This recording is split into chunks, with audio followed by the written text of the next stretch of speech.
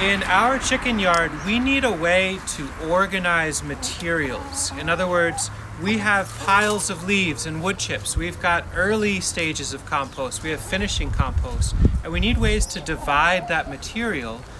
We also need ways to divide it that can be set in motion and then taken apart relatively frequently.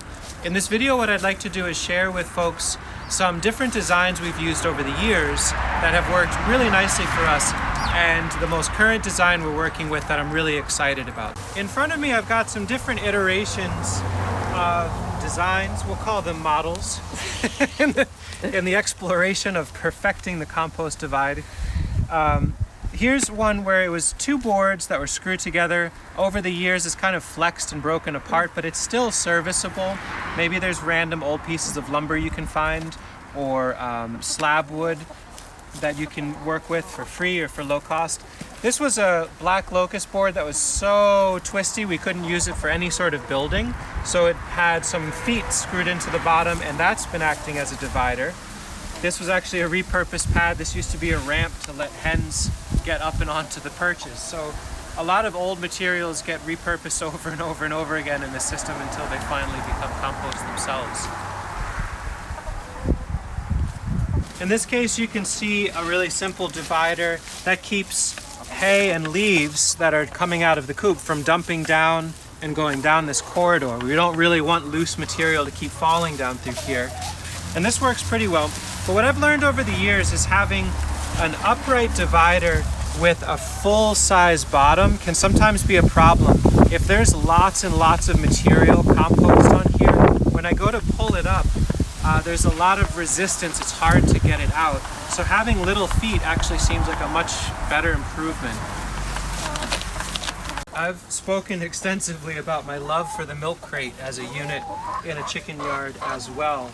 And we still use these quite a bit. If we fill them with raw compost, it's a great chance for sprouts to grow. It's a nice habitat for earthworms. They're easy to grab because of the handle, and they stack, so you can make dividers that go up over time. The challenge, though, is that these are $2 a piece from where we get them from, which is a reasonable price, but it adds up if you're trying to scale in a larger context. It might be $80 or $100 in plastic in order to make the kind of dividers you need for a larger system. This is a design I've landed on recently that I feel like incorporates some feedback from the system that I've gotten over the last few years, and so far has been working really nicely. I've gone for a default of 4-foot length. I made a bunch that are 4 feet and then 2 feet so we can have some more detail as needed. In this case, these are very sturdy, thick slab wood offcuts of black locust from a local mill. Maybe where you live there might be a wood mill that has white oak or larch or even pine. That's fine. I leave the bark on, who cares, it'll rot off over time. And what I'm doing in this case is I used boards that I absolutely could not use for other building projects. These are triangles. It's really hard to build with that, but it makes for a perfect ramp to keep the compost focused in an area.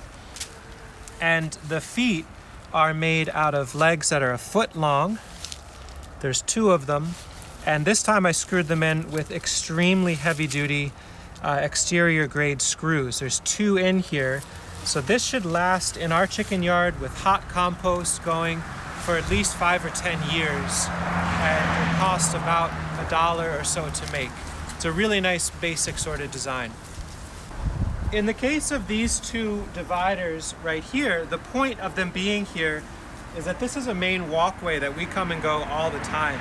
And as the chickens kick material into the walkway, sometimes it's harder to get through with the wheelbarrow. And so what I can do is use the hay fork to put all of this extra material off to the side, so to speak.